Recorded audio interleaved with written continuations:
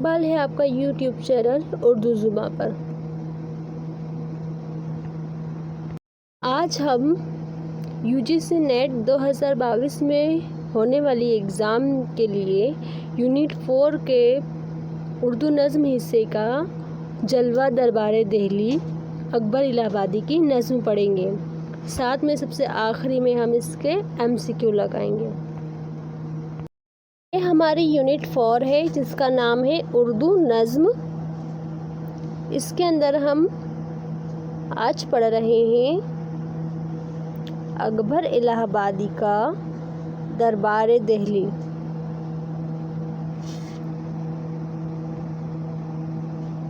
سب سے پہلے ہم سوانح حیات دیکھیں گے۔ اکبر الہ آبادی کی سوانح حیات: سید اکبر حسین رضوی نام اکبر تخلص تھا ان کا نام کیا تھا؟ سید اکبر حسین رضوی، اور تخلص اکبر تھا۔ سید تفضل حسین کے بیٹے تھے۔ کن کے بیٹے تھے یہ؟ سید تفضل حسین کے بیٹے تھے۔ ضلع الہ آباد میں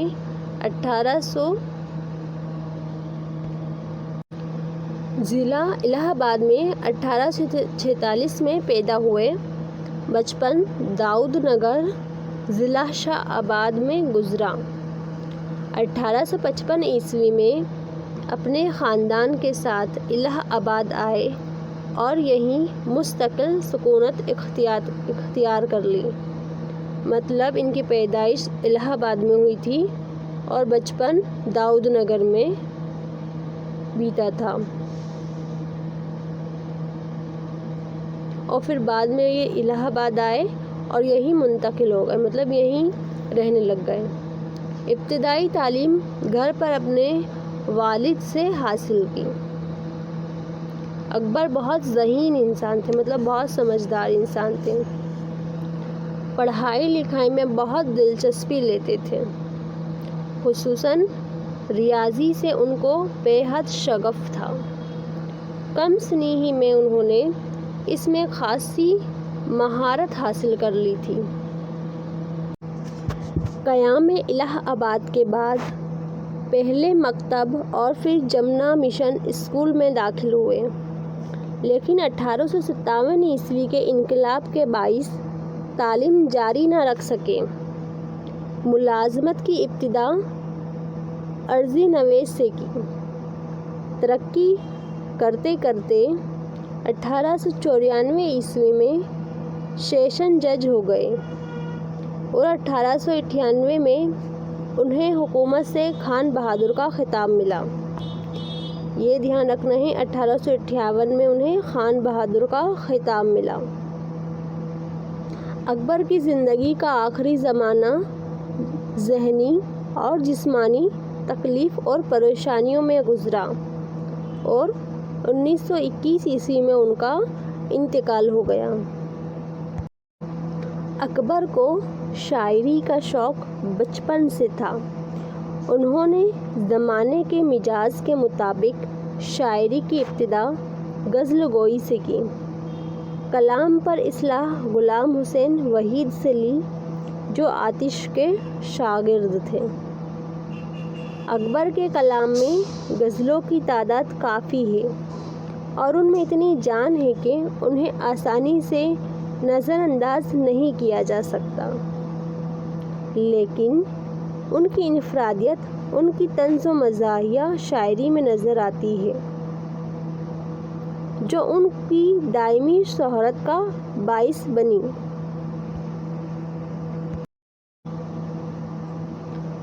اور جس میں کوئی دوسرا شاعر ان کا ہمسر نہ ہو سکا۔ اکبر کی یہ ظریفانہ شاعری محض ہنسنے ہنسانے کا ذریعہ نہیں بلکہ انہوں نے اسے اصلاح قوم کے ایک مؤثر ہتھیار کے طور پر استعمال کیا۔ انہوں نے اس کے ہم نظم کو پڑھنے سے پہلے اس کے الفاظ معنی سمجھیں گے تاکہ ہمیں نظم جلدی سے اور آسانی سے سمجھ میں آ جائے۔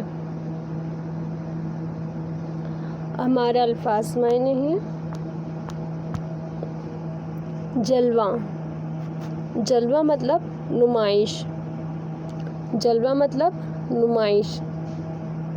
سنگینے، سنگین کی جمع، ایک نوکدار ہتھیار جو بندوق کی نال پر لگایا جاتا ہے۔ پھر ہے برہما، برہما مطلب کائنات کو پیدا کرنے والا، یہ ایک بھگوان کا نام ہے برہما۔ عزت خواہ، عزت چاہنے والا۔ نیکسٹ ہے دہر، دہر مطلب دنیا۔ لاما، لاما مطلب چمکنے والا، روشن۔ ساما، ساما مطلب سننے والا۔ تاما، تاما مطلب لالچ کرنے والا، لالچی۔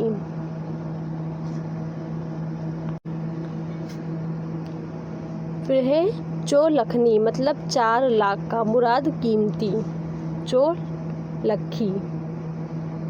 منوسلوا، منوسلوا وہ کھانا جو حضرت موسیٰ کی امت پر آسمان سے اترا تھا، مراد بہت لذیذ کھانا۔ نیکسٹ ہے اوج، اوج مطلب بلندی، اونچائی، شان، عزت۔ نیکسٹ ہے پرتو مطلب عکس، پرچھائی۔ پھر اس کے بعد ہے نیکسٹ ملاتی مطلب ملنے والا، ملاقات کرنے والا۔ نیکسٹ ہے چرخ، چرخ مطلب آسمان، فلک، چکر، پہیہ۔ نیکسٹ ہے ہفت طباتی مطلب 7 طبق والا، مراد 7 آسمان۔ اور پھر ہے طرب، طرب مطلب خوشی، مسرت، شادمانی۔ پہلے ہم اس بند کے پڑھیں گے سارے بند کو، اس کے بعد ماں تشریح دوبارہ سے اسے پڑھیں گے۔ ہم شروع کرتے ہیں۔ جلوۂ دربار دہلی۔ سر میں شوق کا سودا دیکھا، دہلی کو ہم نے بھی جا دیکھا، جو کچھ دیکھا اچھا دیکھا، کیا بتلائیں کیا کیا دیکھا۔ جمنا جی کے پاٹ کو دیکھا، اچھے ستھرے گھاٹ کو دیکھا، سب سے اونچے لاٹ کو دیکھا، حضرت ڈیوک کناٹ کو دیکھا۔ پلٹن اور رسالے دیکھے، گورے دیکھے، کالے دیکھے، سنگینے اور بھالے دیکھے، بینڈ بجانے والے دیکھے۔ خیموں کا ایک جنگل دیکھا، اس جنگل میں منگل دیکھا، برہما اور ورنگل دیکھا، عزت خواہوں کا دنگل دیکھا۔ سڑکیں تھی ہر کیمپ سے جاری، پانی تھا ہر پمپ سے جاری، نور کی موجیں لیمپ سے جاری، تیزی تھی ہر جمپ سے جاری۔ ڈالی میں نارنگی دیکھی، محفل میں سارنگی دیکھی، بے رنگی بارنگی دیکھی، دہر کی رنگا رنگی دیکھی۔ اچھے اچھوں کو بھٹکا دیکھا، بھیڑ میں کھاتے جھٹکا دیکھا، منہ کو اگرچہ لٹکا دیکھا، دل دربار سے اٹکا دیکھا۔ ہاتھی دیکھے بھاری بھرکم، ان کا چلنا کم کم تھم تھم، ذرے جھولے نور کا عالم، میلوں تک وہ چم چم چم چم۔ پر تھا پہلوئے مسجد جامع، روشنیاں تھی ہر سو لاما، کوئی نہیں تھا کسی کا ساماں، سب کے سب تھے دیدۂ طاماں۔ سرخی سڑک پہ کٹتی دیکھی، سانس بھی بھیڑ میں گھٹتی دیکھی، آتش بازی چھٹتی دیکھی، لطف کی دولت لٹتی دیکھی۔ چوکی ایک چولکھی دیکھی، خوب ہی چکھی پکھی دیکھی، ہر سو نعمت رکھی دیکھی، شہد اور دودھ کی مکھی دیکھی۔ ایک کا حصہ من و سلوہ، ایک کا حصہ تھوڑا حلوہ، ایک کا حصہ بھیڑ اور بلوہ، میرا حصہ دور کا جلوہ۔ اوج برٹش راج کا دیکھا، پرتو تخت و تاج کا دیکھا، رنگ زمانہ آج کا دیکھا، رخ کرزن مہراج کا دیکھا۔ پہنچے فاند کے ساتھ سمندر، تحت میں ان کے بیسیوں بندر، حکمت و دانش ان کے اندر، اپنی جگہ ہر ایک سکندر۔ اوج بخت ملاتی ان کا، چرخ ہفت طباقی ان کا، محفل ان کی ساقی ان کا، آنکھیں میری باقی ان کا۔ ہم تو ان کے خیر طلب ہیں، ہم کیا ایسے ہی سب کے سب ہیں، ان کے راج کے عمدہ ڈھب ہیں، سب سامان و عیش و طرب ہیں۔ ایگزیبیشن کی شان انوکھی، ہر شے عمدہ، ہر سے چوکھی، عقل گز کی ناپی جوکھی، من بھر سونے کی لاگت سوکھی۔ جشن عظیم اس سال ہوا ہے، شاہی فورٹ میں ہال ہوا ہے، روشن ایک ہر حال ہوا ہے، قصہ ماضی حال ہوا ہے مشہور کوچہ و برزن، حال میں ناچی لیڈی کرزن، طائر ہوش تھے سب کے پرزن، رشک سے دیکھ رہی تھیں ہر زن۔ ہال میں چمکیں آگ کے یکایک، زریں تھی پوشاک جھکا جھک، محو تھا ان کا اوج سما تک، چرخ پہ زہرا ان کی تھی گاہک، گو رقاصہ اوج فلک تھیں، اس میں کہاں یہ نو کے پلک تھیں، اندر کی محفل کی جھلک تھی، بزم عشرت صبح تلک تھی۔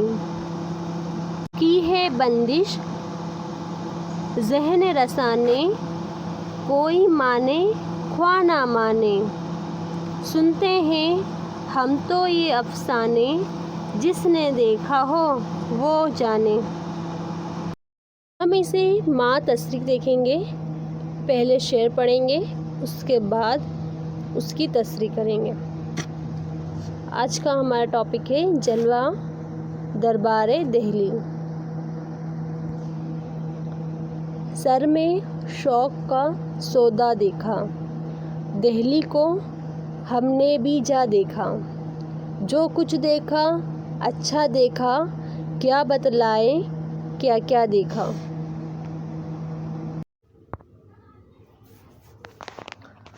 سب سے پہلے یہاں نوٹ لکھا ہوا ہے، ہم اس نوٹ کو دیکھیں گے۔ برطانوی حکومت کے زیر اقتدار ہندوستان پر انگریزوں کی غلامی کے دور میں جب دسمبر 1898 میں لارڈ کرزن یہاں وائسرائے کی حیثیت سے آئے تھے، تب انہوں نے 1903 میں دہلی میں ایک شاندار دربار کیا تھا۔ اسی وقت اکبر الہ آبادی نے یہ نظم لکھی تھی۔ حوالہ و مطلب: یہ نظم حضرت اکبر الہ آبادی کی لکھی ہوئی ہے، جس میں انہوں نے انگریز حکمراں لارڈ کرزن کے وائسرائے کی حیثیت سے ہندوستان آنے اور دربار عام کرنے پر جو واقعات اور حالات دیکھے تھے ان کا ذکر کیا ہے۔ وہ لکھتے ہیں، ایک دن ہمارے دماغ میں شہر دہلی کو دیکھنے کا دیوانہ پن سوار ہو گیا۔ پھر کیا تھا، ہم چل پڑے دہلی کی سیر کرنے کے لیے۔ اب میں کیا بتلاؤں کہ ہم نے دہلی میں کیا کیا دیکھا، بس یہ سمجھیے جو کچھ دیکھا سب اچھا دیکھا۔ مطلب کیا ہوئے کہ جب اکبر الہ آبادی وہاں گئے تو انہوں نے بہت کچھ دیکھا۔ وہ میں کیا کیا بتلاؤں، میں نے کیا کیا دیکھا۔ ہمارا دوسرا شعر ہے، جمنا جی کے پاٹ کو دیکھا، اچھے ستھرے گھاٹ کو دیکھا، سب سے اونچے لاٹ کو دیکھا، حضرت ڈیوک کناٹ کو دیکھا۔ اب ہم اس کی تشریح دیکھیں گے۔ اس بند میں شاعر کہہ رہا ہے، ہم نے دہلی میں سب سے پہلے تو جمنا ندی کی چوڑائی دیکھی، اس کا صاف ستھرا گھاٹ دیکھا اور گھاٹ پر بنا ہوا پل دیکھا۔ پھر مسٹر ڈیوک کناٹ کو دیکھا جو انگریزی حاکم اور رئیس تھے، ان کو دیکھا، اور پھر سب سے اونچے لاٹ یعنی قطب مینار کو دیکھنے پہنچ گئے۔ اس کے بعد انہوں نے سب سے بڑے کناٹ مطلب قطب مینار کو سب سے بڑا کناٹ کہا ہے، وہ قطب مینار دیکھنے کا ہے۔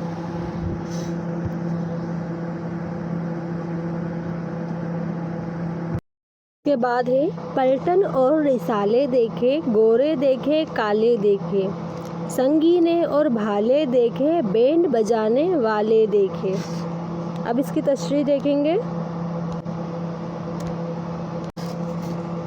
اس کے بعد انہوں نے تیسرے بند کا مطلب ہے، اور اس کے بعد ہم نے فوجی دستے دیکھے جن کے پاس سنگینے جو ایک نوکدار ہتھیار ہوتا ہے اور جو بندوق پر لگایا جاتا ہے وہ دیکھا، بہت تیز دھار کے بھالے بھی دیکھے۔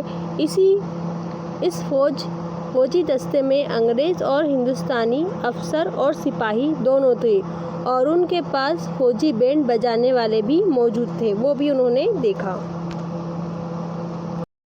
اس طرح سے ہندوستانی فوجی کے دستے تھے اور انگریز اور ہندوستانی افسر بھی تھے۔ اس طرح سے دربار لگا ہوا تھا اور اتنے بڑے بڑے ہاتھی بھی تھے۔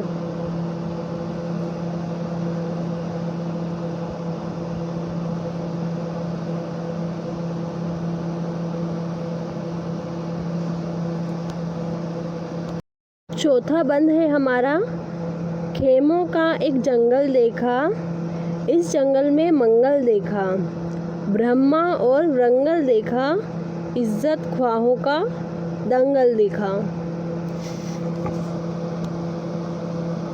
پھر چوتھے بند میں وہ کہتے ہیں،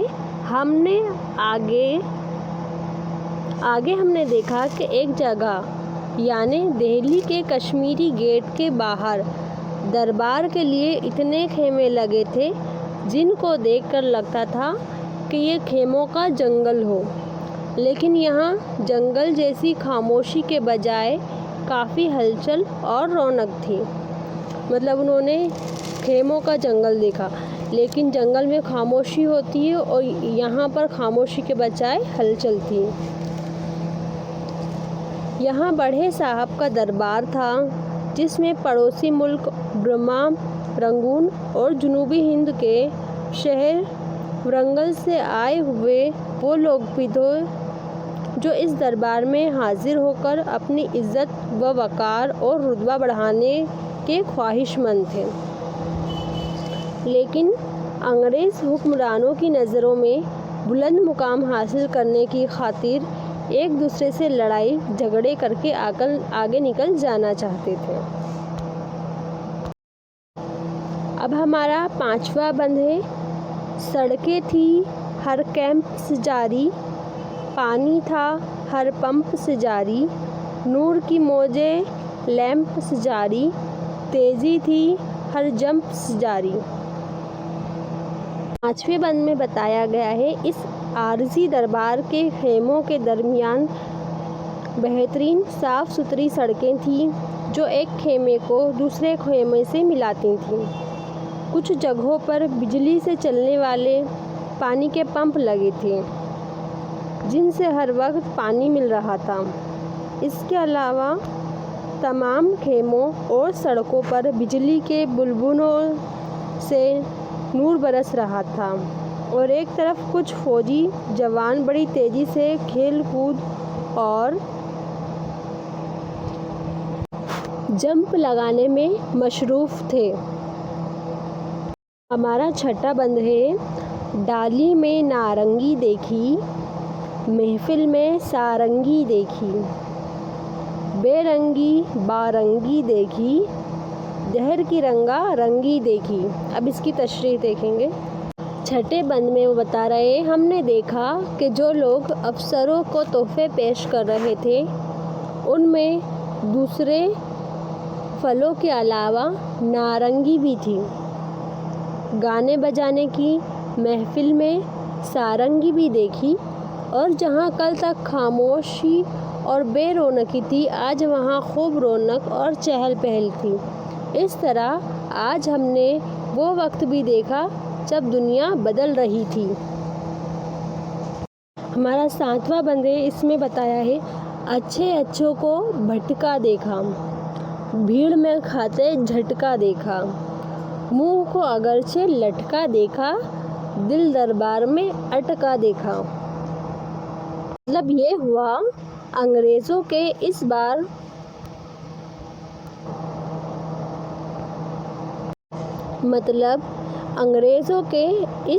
رونق دربار میں کچھ مایوس لوگوں کے چہرے لٹکے ہوئے تھے اور کچھ لوگ اس بھیڑ میں بھٹک رہے تھے اور جھٹکے کھا رہے تھے، لیکن ان سب کے باوجود یہاں آنے والے ہر شخص کے دل و دماغ پر دلی دربار میں مخصوص درباری بننے کی آرزو تھی۔ ہمارا 8واں بند ہے ہاتھی دیکھے بھاری بھرکم، ان کا چلنا کم کم تھم تھم، ذرے جھولے نور کا عالم، میلوں تک وہ چم چم چم چم، ان کا چلنا تھم تھم تھم تھم، ہاتھی دیکھے بھاری بھرکم۔ اس مصرے پہ یہ فوٹو بہت اچھا سوٹ ہو رہا ہے۔ ہمارا نیکسٹ بند ہے سرخی سڑک پہ کٹتی دیکھی، سانس بھی بھیڑ میں گھٹتی دیکھی، آتش بازی چھٹتی دیکھی، لطف کی دولت لٹتی دیکھی۔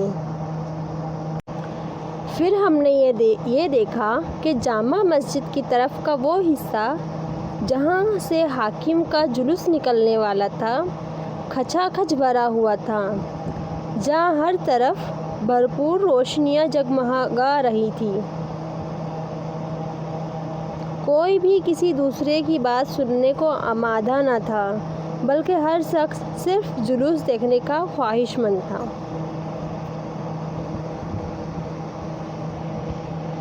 اس 10ویں بند کا مطلب ہے انگریزوں کے اس دلکش دربار کے سلسلے میں نکلنے والے جلوس کے راستے کی سڑکوں کو لال اینٹوں سے پکا اور پختہ بنایا جا رہا تھا۔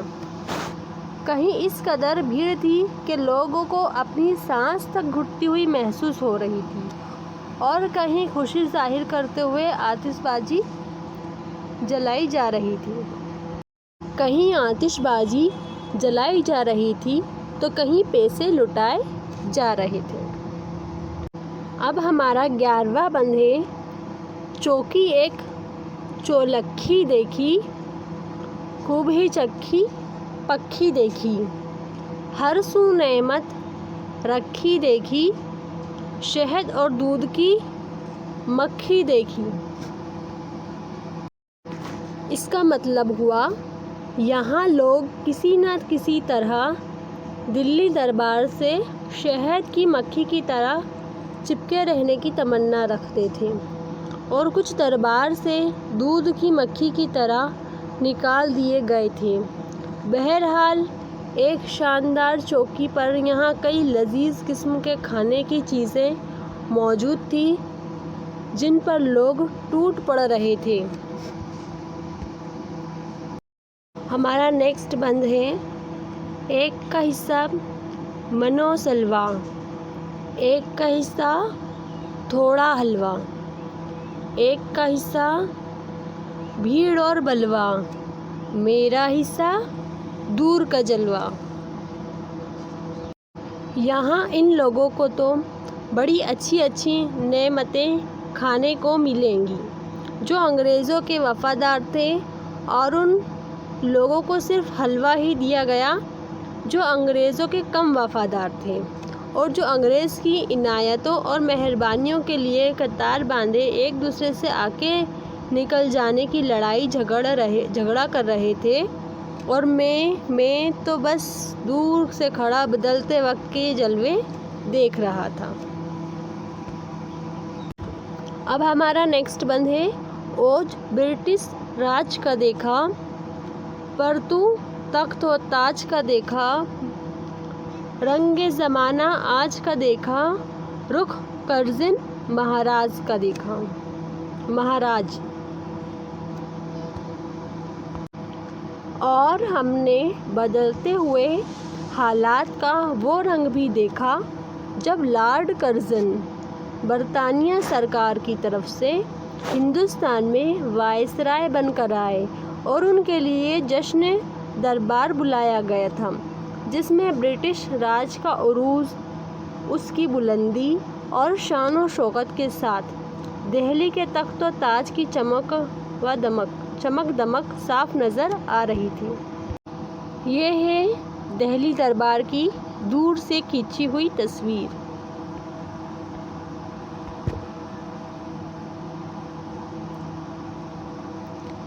اس طرح سے بھیڑ ہو رہی تھی اس دربار میں۔ یہ سینکوں کی ٹکڑیاں،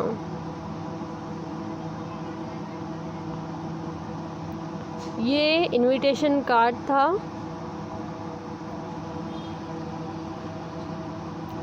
اور یہ لارڈ کرزن۔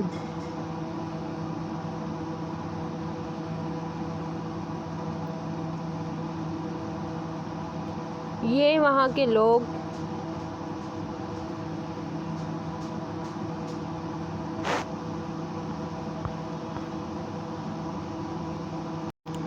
پہنچے فاند کے ساتھ سمندر، تحت میں ان کے 20 بندر، حکمت و دانش ان کے اندر، اپنی جگہ ہر ایک سکندر۔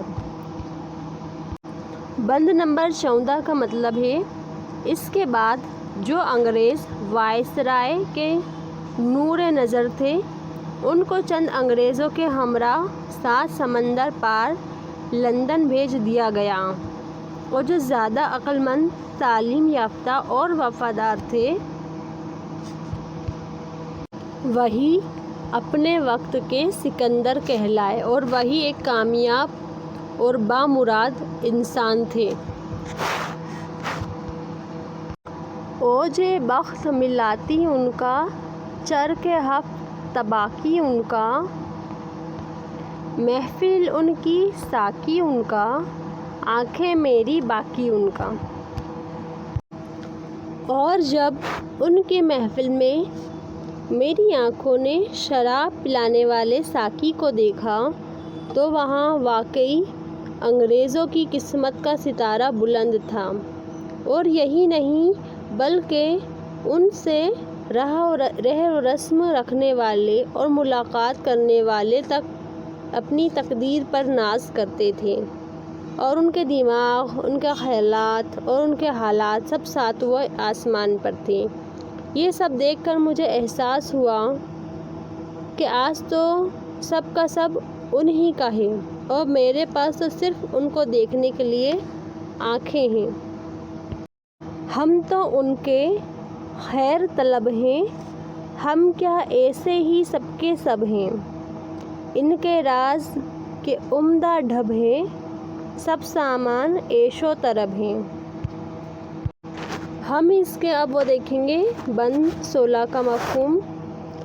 اور سوائے دیکھنے کے میں کر بھی کیا سکتا تھا، اب تو میں ہی نہیں بلکہ ہم سب صرف ان کی بھلائی چاہتے ہیں کہ ان کی حکومت اچھی طرح چلتی رہے، کیونکہ ان کے طور طریقے اچھے ہیں اور ہر طرف عیش و آرام کی چیزیں موجود ہیں۔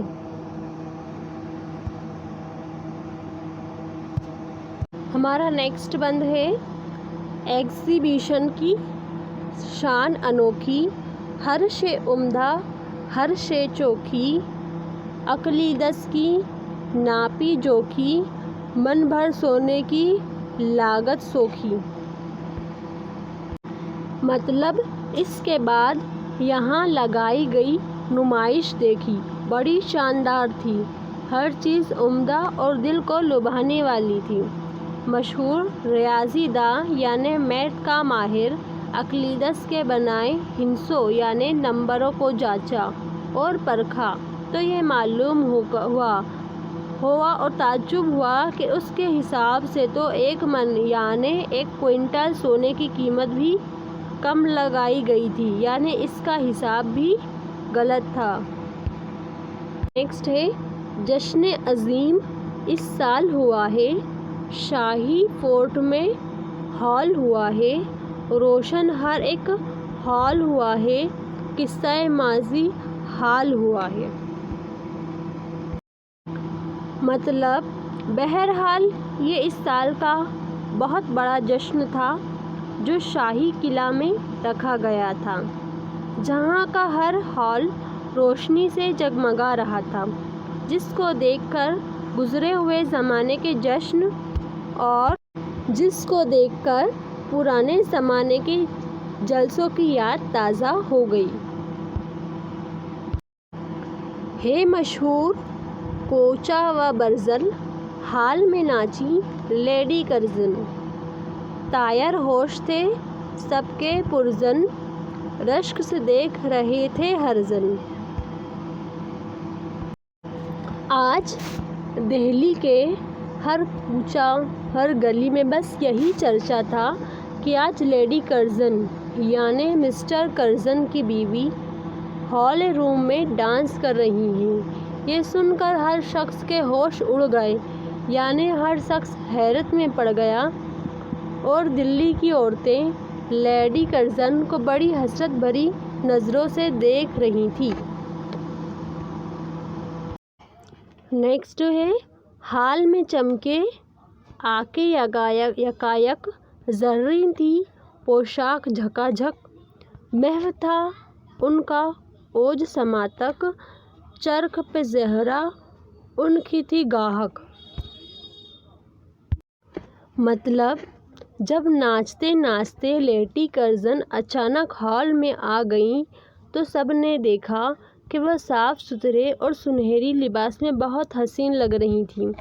اس وقت ان کے حسن اور ان کے رتبے اور ان کی شان کو دیکھ کر آسمان بھی حسرت میں تھا، مطلب حیرت میں تھا، اور آسمان کا وہ روشن ستارہ جس کو زہرہ کہا جاتا ہے وہ بھی اس وقت ان کی خریدار بنی ہوئی تھی، جو نہ صرف خود بھی حسین ہے بلکہ جس کو آسمان پر ناچنے والی رقاصہ بھی کہا جاتا ہے، وہ بھی لیڈی کرزن کے ناچ کو دیکھ کے بہت کیا تھی، ان کی خریدار بنی ہوئی تھی۔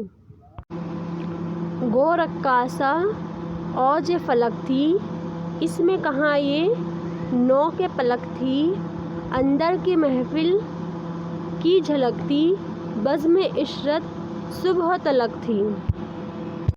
اس کا مطلب ہوا حالانکہ آسمان کی بلندی پر زہرہ اپنے فن میں ماہر ایک بلند رقاصہ تھیں، لیکن اس وقت لیڈی کرزن کے سامنے اس کا رقص بھی پھیکا لگ رہا تھا، کیونکہ رقص و سرور کی یہ محفل تو اس وقت راجہ اندر کی محفل کی طرح معلوم ہو رہی تھی، جن کے دربار میں پریاں ناچتی رہتی ہیں۔ غرض یہ کہ انگریزوں کے اس شاہی دربار میں یہ شراب و شباب اور رقص و سرور کی محفل صبح تک اسی خوشگوار ماحول میں چلتی رہی۔